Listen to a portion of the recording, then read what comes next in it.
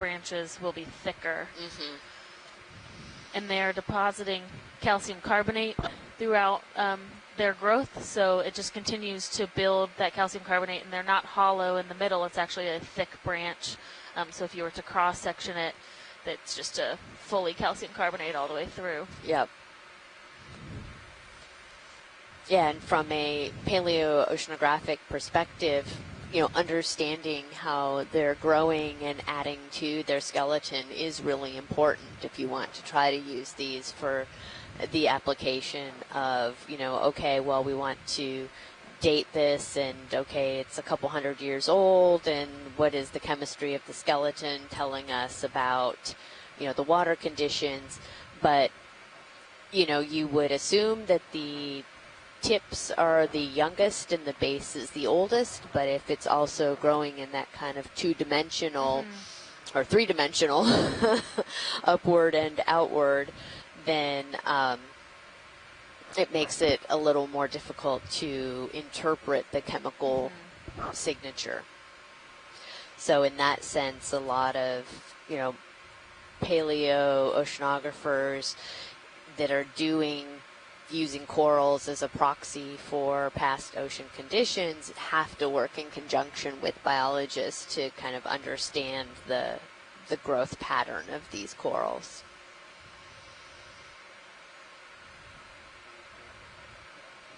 Sure.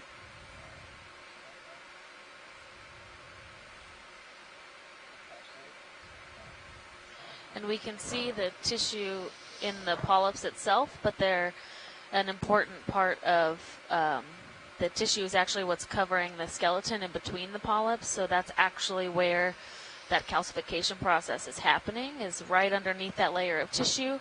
There is an area called the calcification fluid, and that is the corals are able to essentially regulate the pH within that fluid so that they can continue to deposit calcium carbonate down. And I think we've talked a little bit about ocean acidification and the impact that that can have on these calcifying organisms. But down here in the deep sea, the pH is naturally a little bit lower than at the surface. Yes. So we generally measure the pH in these habitats to be about 7.9. Rotate the camera And down you to often 7.0. find the pH of surface waters to be closer to 8. Yeah, 8.1-ish. Yeah. And so as ocean acidification continues, which is just the depositing of more carbon dioxide from the atmosphere into the ocean, the pH of the total pH of the ocean is actually lowering. And so there's a lot of question of, will these habitats actually be impacted first, because they're already in a lower pH environment. And a lot of that has to do with circulation of the ocean water, and us trying to understand if this pH at the seafloor is changing at a different rate than the pH towards the surface. Yep, exactly. Wow, this is wonderful. I don't think we quite expected these rock ledges, which have really shown, at least so far as we're approaching up here, to be the habitat of choice. Yeah, absolutely. This one is just absolutely covered.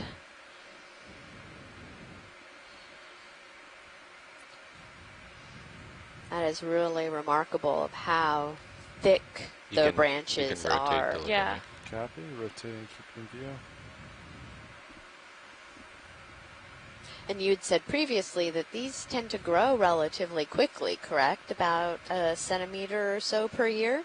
Yeah, they can. I think it depends, and that's based on only a couple studies on growth, but for at least for cold water corals, that is relatively a high growth rate. Yeah, I mean, that's on par to many different tropical coral species growth rate. Thank you, Bridge.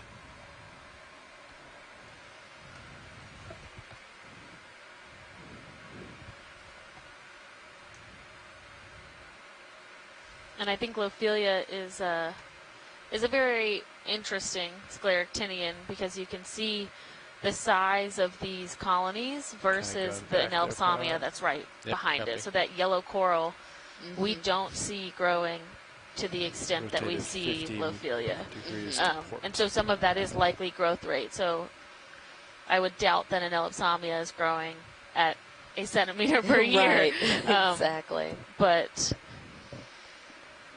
they are still, but an Anelopsamia is often what you see Follow you back to center. just kind of around all of these large Lophelia patches.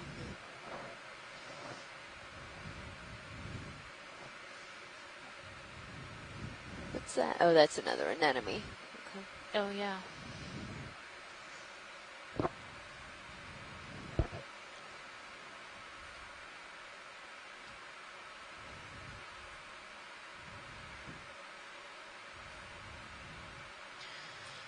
And Yeah. then, yeah, go ahead.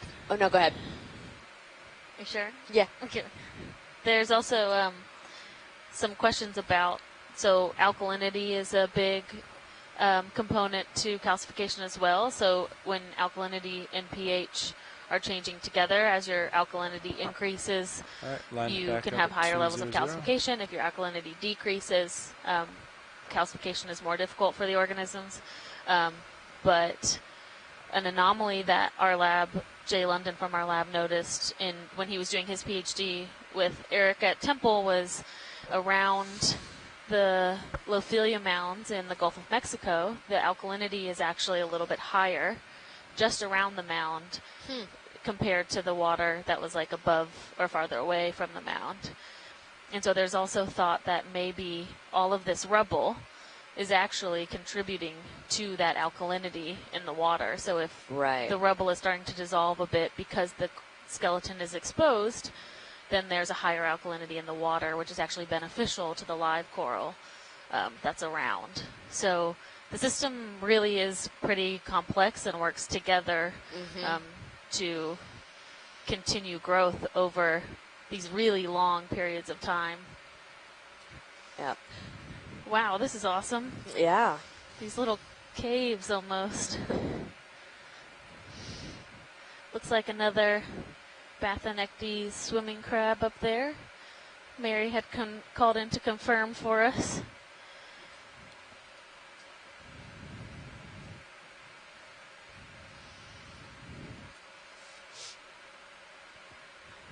Yeah, and the other thing, with the ocean acidification and talking about pH is there's so many other factors as well, right? If you just look at doing the upstream simple pilot.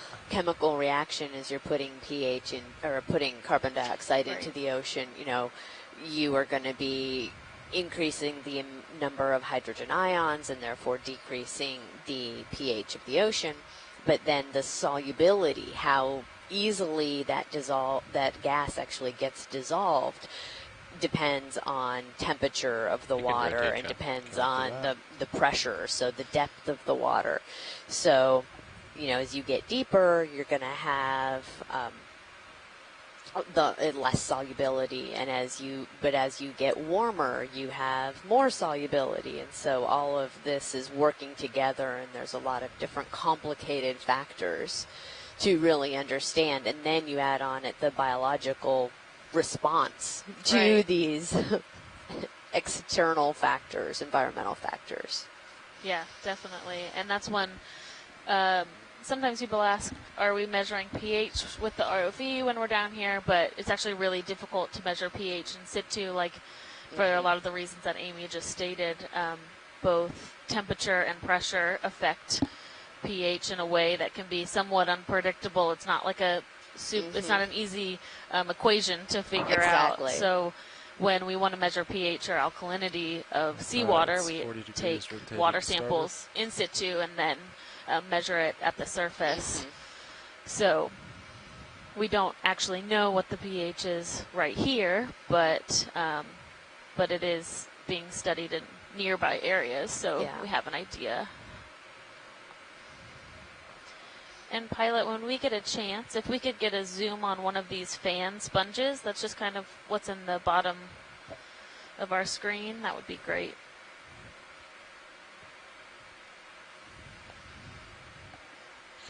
Okay, come on in.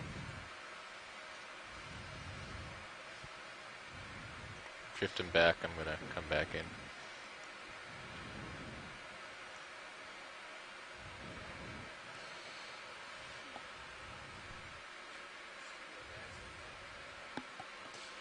Yeah, we've been seeing them for like the last half of the day. We have one in jar 2, actually. Or jar 1. Lars did. Yeah. Okay, come on in. Thank you. Oh, yeah.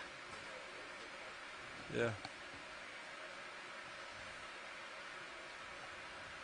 Great.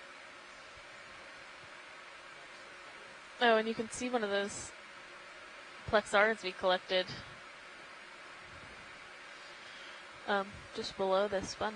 Oh, the yellow and white yeah, one? they're so camouflaged when we're not like super zoomed in. Oh, yeah. Well, and that one doesn't even have the polyps out, so Right. it's really invisible. That's great. Thanks, you guys. Right, when you're good, Brian.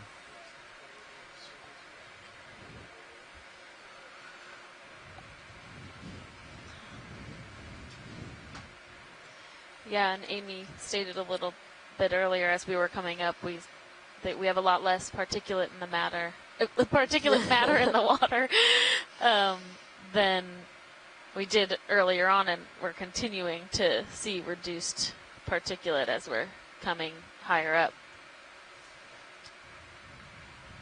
That's about it for the ship move.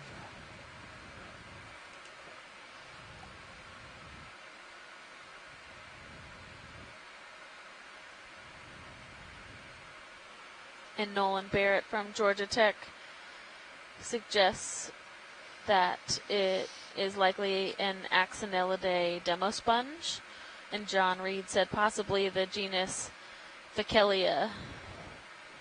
So thanks, you guys.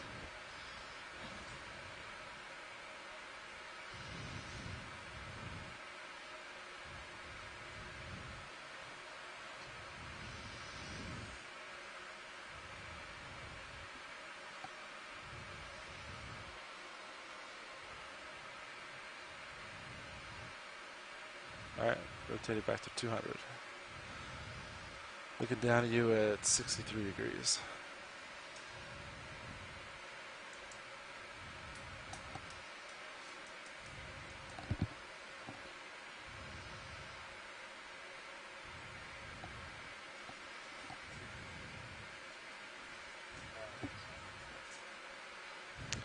Later, Brian.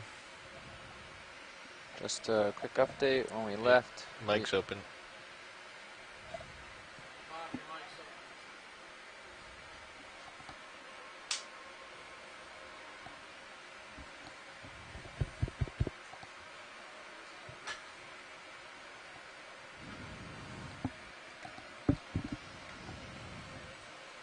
Nav, what was your update?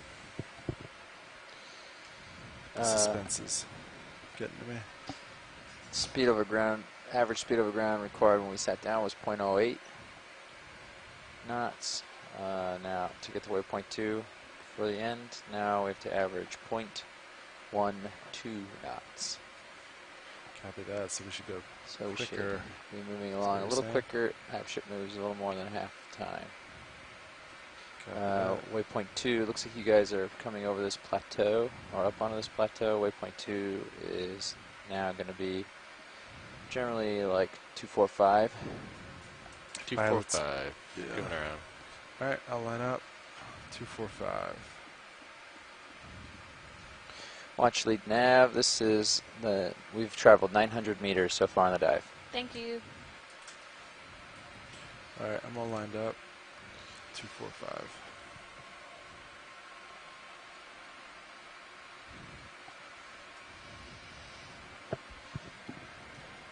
Okay, I'll dial it in.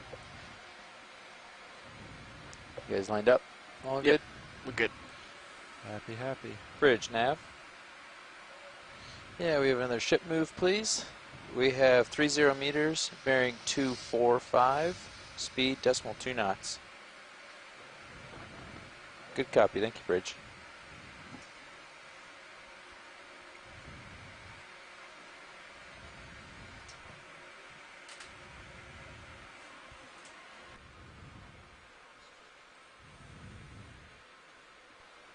Good, watch 2.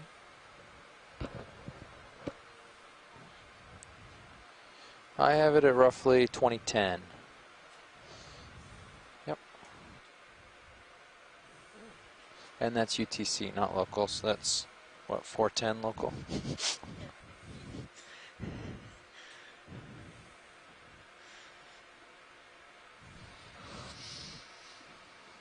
Oh, is that an octopus? Oh, octopus! It is, right below lasers. Yes, another octopus. We're Hey, come on carrying in. on Cephalopod Sunday into Monday. We're just extending with cephalopod week. Yeah, having our own cephalopod week since we didn't have any last week. Oh, look at those, like, horn-like structures. Oh, yeah.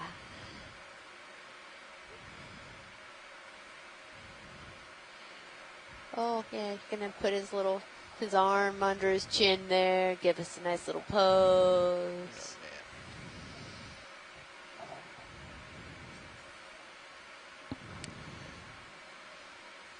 Can we get lasers briefly, please? We'd have to pull out, but yes, we can. Okay. Or just on the way out. Yeah, just at some point. I believe Mike Vecchione had signed off, but he had helped us identify an octopus yesterday. Don't believe this is the same one. No, I don't remember the one yesterday having those horns. Right. But they are so wonderful to watch as they move We along come the out just a little seafloor. bit? They really are. Yeah, hold that.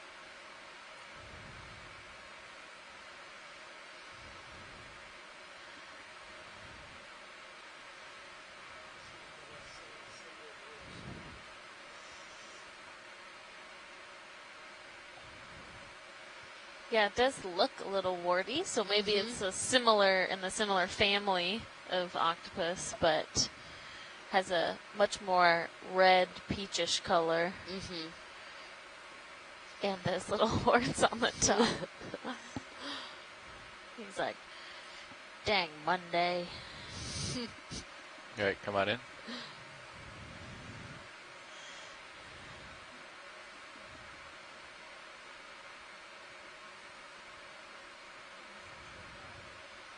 Yeah.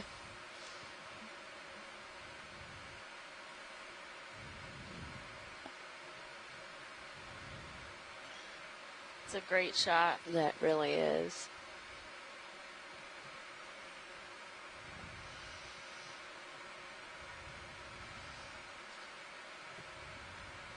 So it looks like its suckers are all in one row, straight row, when Mike was talking to us yesterday.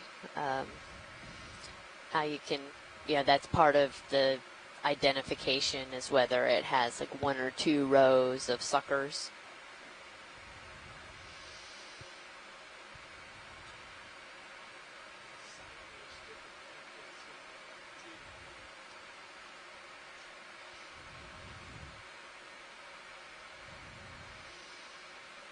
I like how the tentacles are now kind of curled up in the front. I mean, it definitely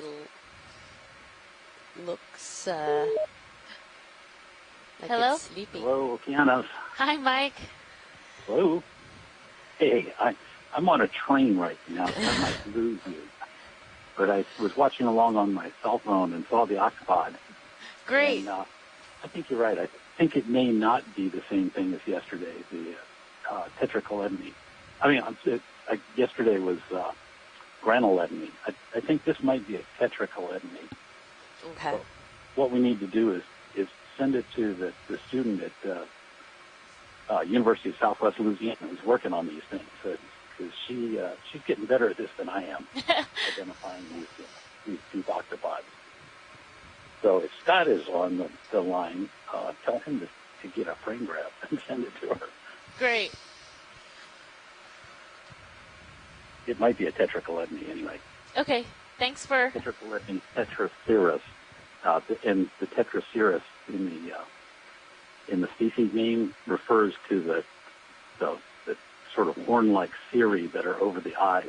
So there's two over each eyes, which makes 4 series, or Tetra series.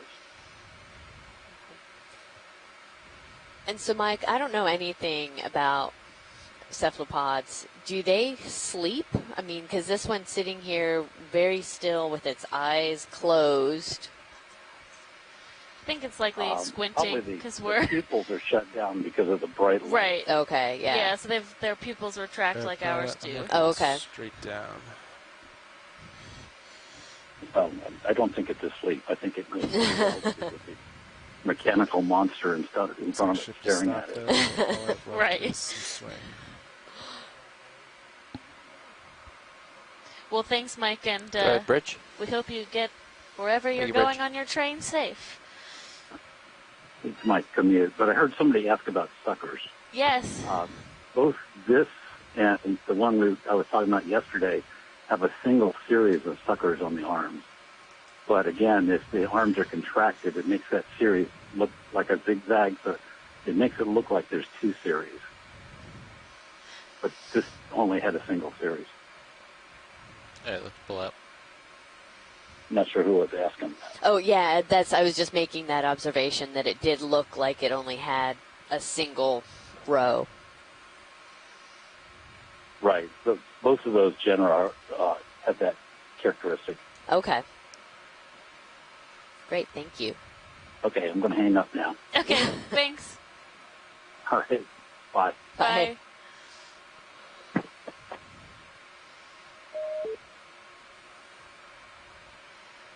This octopus also has chromatophores in its skin, so it's able to change color.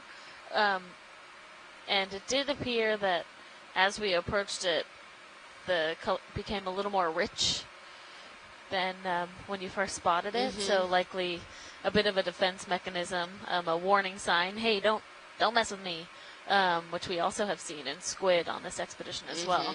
Yep. Great, thanks guys. Yeah, if we can. Sorry if we held there a little too long. No, we're good. Okay. I'll follow you up, Pat. You'll never have a problem with pilots stopping to look at an octopi. I really missed that last 10 degrees of tilt. Yeah, me too.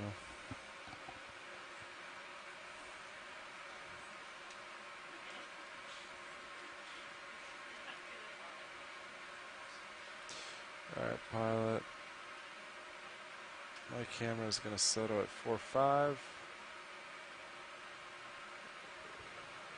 Right about there. Yeah.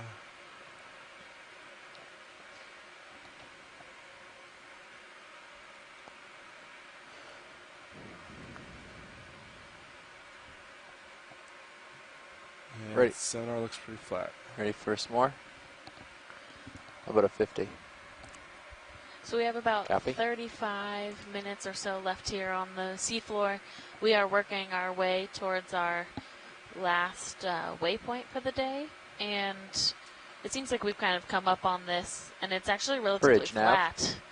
flat, which isn't quite to be. Another wasn't ship move, exactly what please. I personally expected. No, I didn't either. And We from the have bathymetry, it 50 didn't meters. look, Bearing 245 degrees. like it was Speed, gonna be flat. decimal 2 knots. Yeah, we might have a little bit more rise as we go, but likely not. Good copy. Thank you, Bridge. Not anything super crazy. yeah. It looked like those ledges that were right at the edge of the top of this was where we had a lot of the most live coral growth so far. Yeah, absolutely. They really liked those hard substrates where they could kind of like stick off or wrap around the edge and have the current but not get sort of buried by stuff. Yeah. Yeah, Nolan commented in go. our chat too, like that the surprising how the corals and sponges have just kind of dropped off almost dramatically from right at that edge, and yeah, that's what we were just commenting on and agree with. It is quite surprising. But we'll see what we get all the way when we set at make it 35 to our what we degrees. expect to be our local high.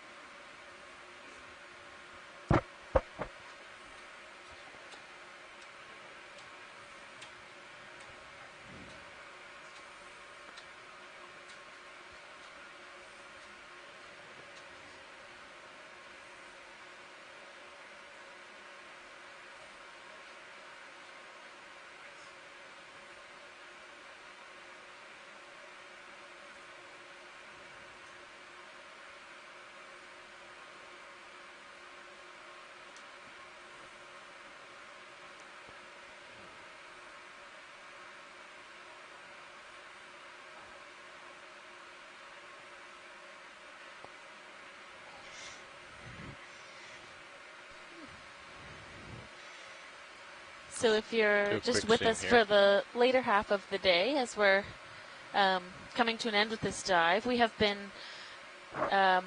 on what we've referred to as the Richardson jellyfish today.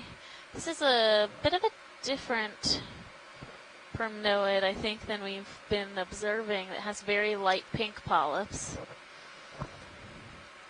This little worm, is that an isopod or amphipod that's wrapped around it, or a worm? It looks like possibly either an amphipod or a scale worm. Okay. Kevin Um, Cosat just left. Yeah.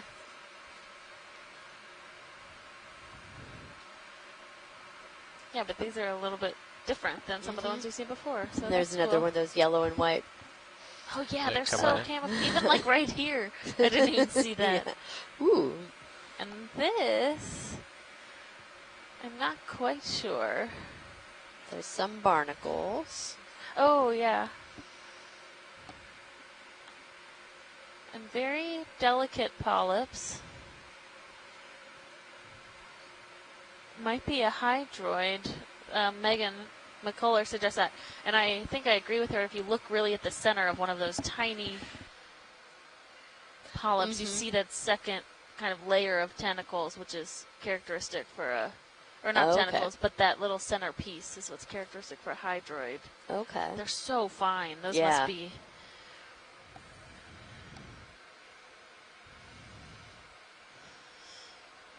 And if we could just look at that pink coral one more time, at that little animal that's wrapped around on it. Scott France believes it is a isopod.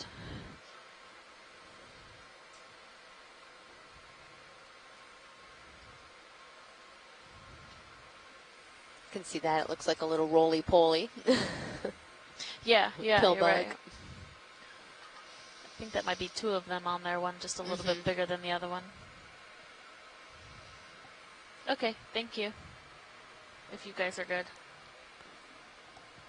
All right, coming up.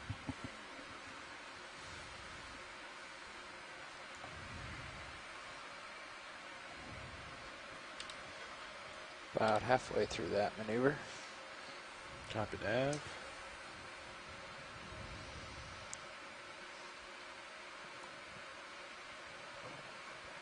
And so we have been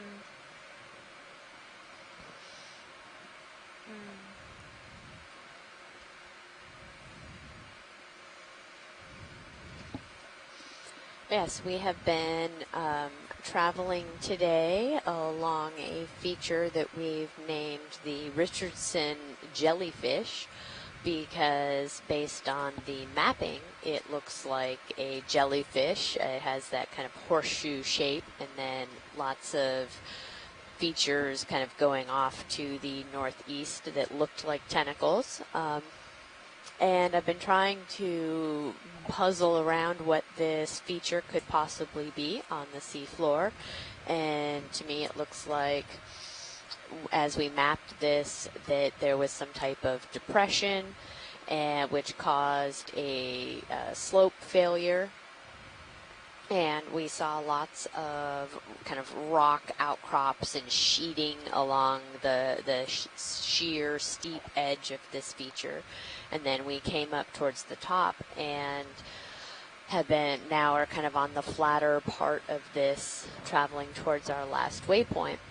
And it just brings into light, I guess, that, you know, we go through, we spend our evenings when we don't have the ROV down.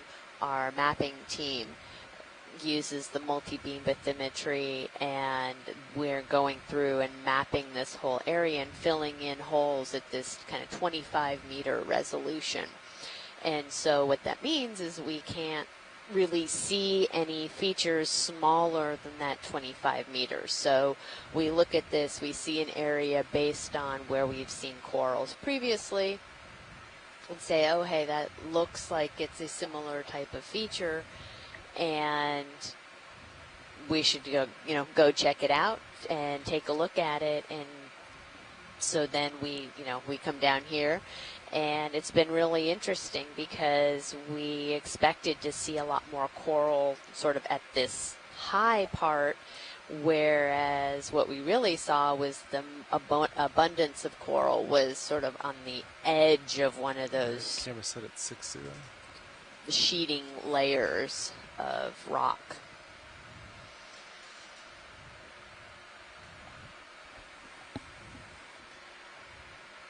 Yeah, and we base our dives on bathymetry that's collected on previous expeditions, as well as mapping data that's collected just the night before or 2 nights before we do a dive. So last night we made it up into this area, and our dive tomorrow is actually just north of where we are right now. And so we mapped that area last night, so we were able to look at all of those mounds that we were seeing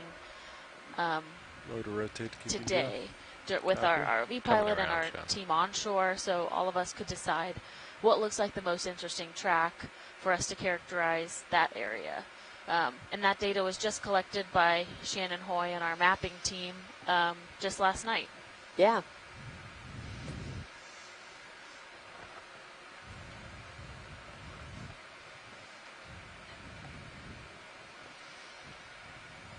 And speaking of Shannon,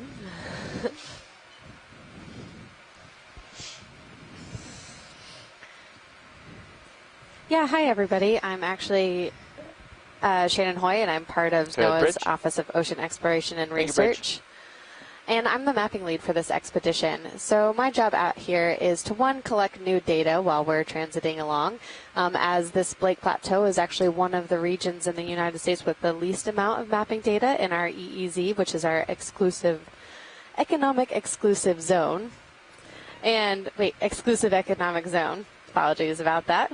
And so we're out here to collect new data to map the ocean, as well as to look at old data that we've previously collected to inform where to do our dive sites, just as Amy and Alexis were just talking about.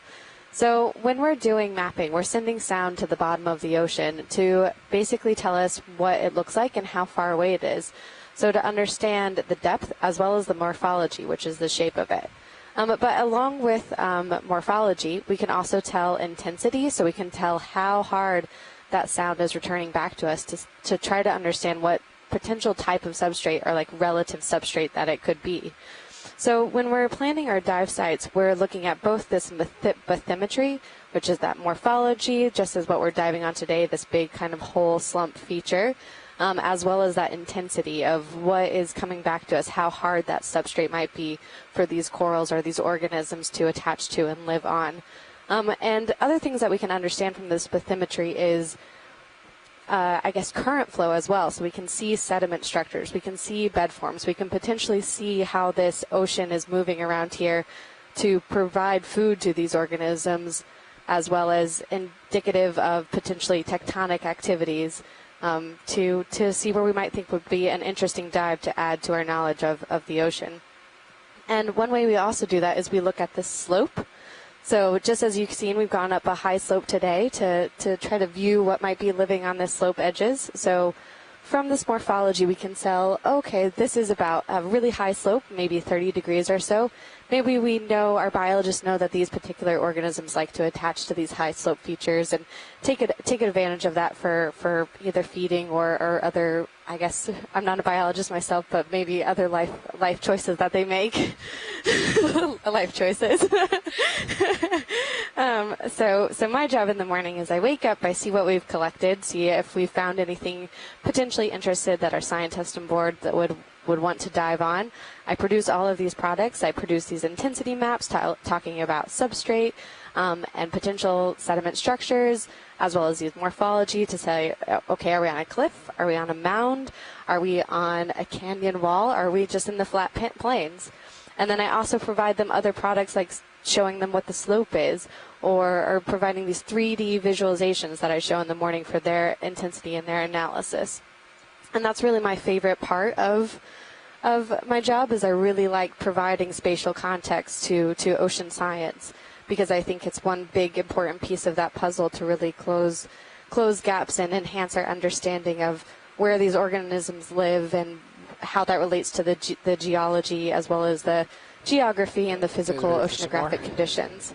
So it's a really fun job to be in, and I get to do it every morning and every night. And just like they said, last night we collected brand new data, found some really interesting features, such as a ridge that we'll be diving on just tomorrow, and that's the fun, fast pace of ocean exploration on the Okeanos Explorer. So yeah, it's been a fun time. Yeah, we're going to do another move like the last. 50 meters, bearing 245, speed decimal 2 knots. Also give some context to the fact that the good copy, thank you, Bridge. A lot of the Blake Plateau, like she said, was not previously mapped, and we also didn't think that there was much there. We thought it was all flat, and we've done a lot of this mapping while we're out here and on the previous expeditions, and found out there's a lot of these small mounds, that a lot of these coral habitats might actually be a lot more widespread than previously thought. Yeah, absolutely. So the Okeanos Explorer has been out here mapping in this Blake Plateau region since, I guess, about 2010, 2011 is some of the oldest data that I know about. And since that time, we've actually mapped over 65,000 square kilometers of seafloor. And I think we looked that up, and that's about the size of West Virginia or so. So that's a very impressive thing to have done in our 10 years occupation of the Okeanos Explorer and our seafloor mapping endeavors. But one of this really exciting things that we found in this time is these massive mounded spatial extents of these small, 70-meter mounds or so that weren't thought to be there before, that, through our dives we've seen have hints of life all over it, whether that be rubble or live organisms. And just, we're doing patches now across the seafloor to see how real far these extent of these features, these morphological features are on the seafloor. And finding thus far that there really isn't an extent, that we keep finding these mounds, we keep finding these ridges, we keep finding these scarps that have evidence of life that was previously unknown to be there. And that's what we do on the Okeanos Explorer, is that we connect these pieces, we investigate and we explore, and we provide information to these scientists at shore, and these two lovely lady scientists sitting next to me to analyze and to drive hypothesis, are people to call in and be excited about potentially a new starfish, for example, or evidence of starfish, starfishi. I don't know, what is the plural of starfishes? Sea stars. There we go. It's a very exciting and fun time to provide again that spatial context, which I love, connecting those dots and really understanding the spatial extents of either physical, biological, or geologic processes. So I'm pretty passionate about the science. I'm new here, so this is my first ROV expedition as the mapping lead for the Okeanos Explorer, and it's been quite a fun ride so far, and just loving every minute of it. Thanks, Shannon. We couldn't tell that you were enthusiastic about what you do. What? It's like, excuse me. Just wait till I get 3D visuals. Oh, man, yeah. It's going to be a party in the mapping room at night. It is quite the party. Yeah. And if you guys that are listening, if anybody wants to learn a little bit more, Alexis and I have actually been the AGU guest grammar on the American Geophysical Union Instagram site. So we have some photos of our mapping team. We have some photos of us, some photos of our ROV team. So feel free to go in, check it out. Right, and you can always head over to any of the OER pages as well, so Facebook, Instagram, Twitter, the actual Ocean OER website, if you're not into social media. But yeah, there's a lot of platforms to learn about what we do and the different types of paths that bring people to all come together on this ship and do this level of ocean exploration. Yeah, and I think that's one of my favorite things about these types of expeditions is the multidisciplinary aspect of it, and it's actually something I'm quite passionate about. Talking to kids who are interested in what they can do and what are the steps to ocean exploration. Sea star. Let's get the sea star. And I think there's no limits, actually. You know, you've got out here, you've got engineers, you've got IT personnel, you have videographers, you've got biologists and geologists and, you know, mathematicians and officers and able-bodied seamen. And, you know, there's really not whatever you like to do, you can apply it. Yeah. I agree with you, Shannon. Now I'm going to look at the sea star. So we have Very absolutely fat sea star. it's pertaining on this pink coral that was a little perplexing to us earlier. So if we can get some nice zooms of the coral and the sea star, that would be great.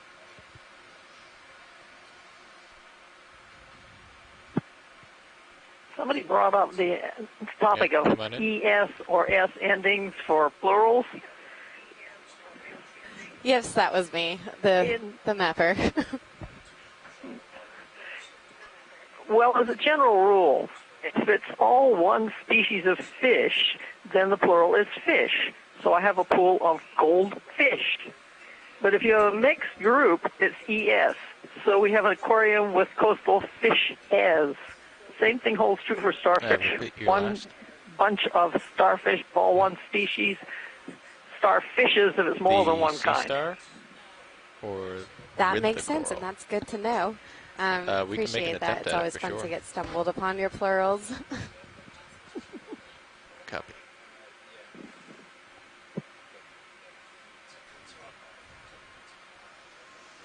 So we are going to attempt to collect this sea star as well as with the coral that it seems to be munching on. The ship still moving? That'll give us better ideas for both the coral and the sea star. Yeah, sorry. Which I believe Chris Ma was interested in having another one of these specimen because he's not quite sure if it's the same as what he's previously described. Exactly. So. Yeah. Yeah. Can we have an easy stop right here, please? To have both of those together. Together. Yeah. You might want to move us back. And there's a cute little hermit crab there in the Let front. me let that settle for a second. Copy. Some already pretty much on top of them. Copy. Have you done a sea star before, Jeff? Yeah, one time. All right, we're gonna do the port box. Port box. Sean. Copy. It should be munching on that coral. You might be able to Just grab the coral. I don't know how I can grab the coral. That's a problem. I'm thinking like get my fingers underneath and sort of lift it up. The other option is to come down from the top and sort of try to cradle it, but I think I'm going to crush it if I do that. One time I cradled with so-so. So-so?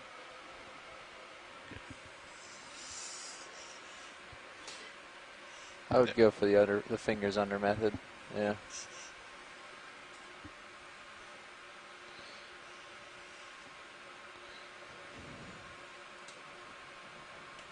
And port is ready to extend.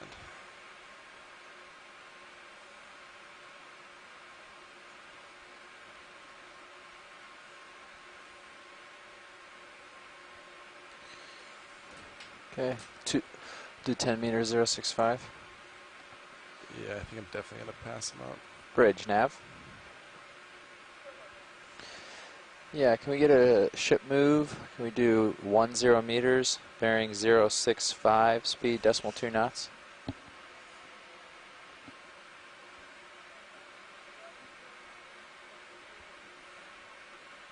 Good copy. Thank you, Bridge.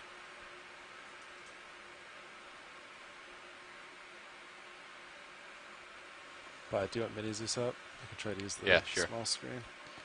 I'm probably going to lose visual on you on serious camera, though. I can try to spin. Can we come in partial on Zeus? Hold that. I brought us back 10 meters. Co-pilot, try to help you out with that. Yeah, copy that.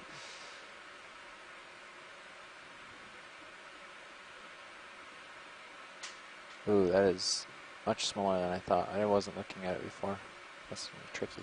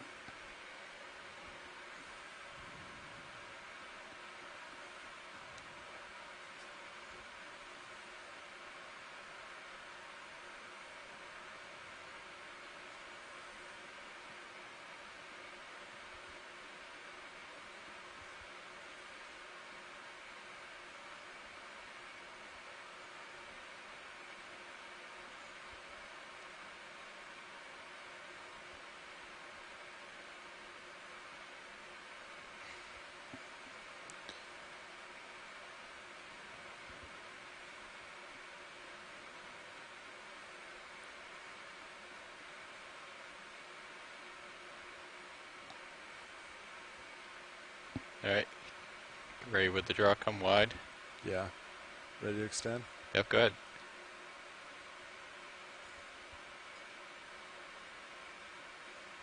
All right, I'm gonna get the coral first. It's probably a better orientation to go on top now. It's kind of flipped over.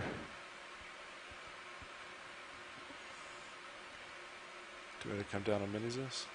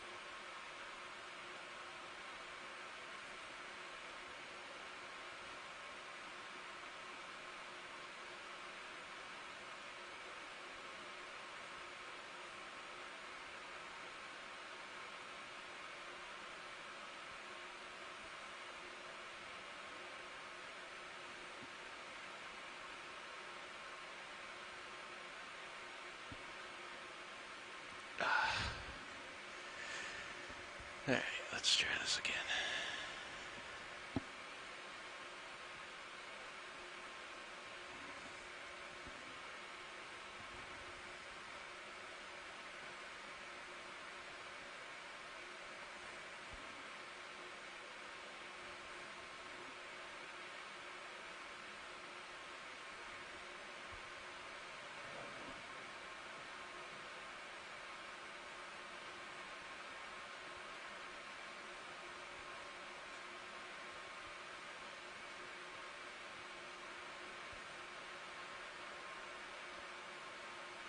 Tilt down on mini Zeus. Go ahead, Bridge. All right. Thank you, Bridge. All right, you're in.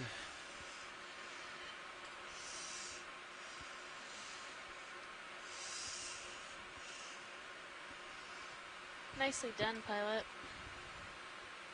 Thank you. Whew. Next time, can you give me something a little harder? No promises. All right. We're good on that? Yes, we are. We got the waypoint, Jeff? All right. Yeah, the waypoint's in. All right. We can get the cameras back. All right. So, yeah, you're at the very edge behind me. All right.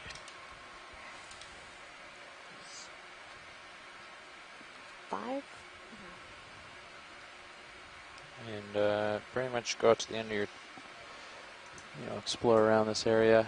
And then Dan says he wants us off at 20:05, so you got 2 minutes, a little less than Copy. 2 minutes. So we need couple more minutes for setup. That went in the port outer watch lead. Yes, thank you. Do you think we're going to make it to the 1 kilometer traveled mark, Nav?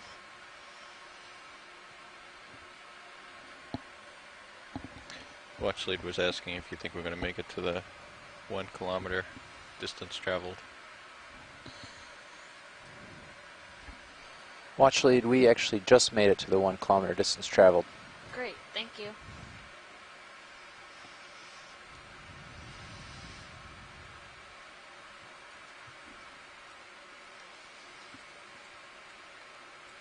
All right, camera set to 35.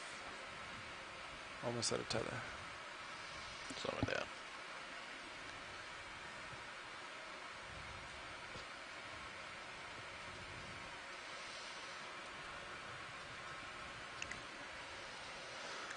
We might have been able to suction grab that guy. Just like a small amount. Yeah. Suction just grab. to get it and then move it over to the box. Yeah. Thought about trying it, but you don't really want to like. Yeah. Okay.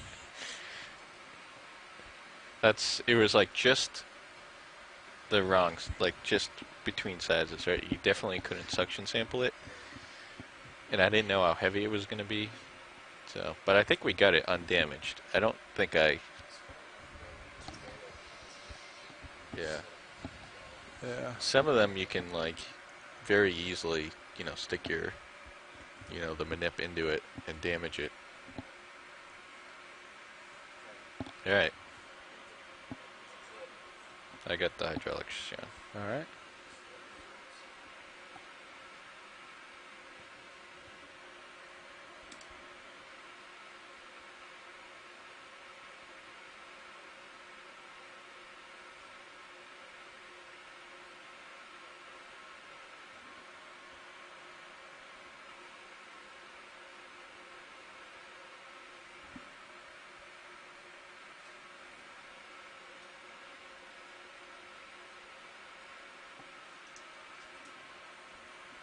Watch lead nav. We're setting up for recovery now.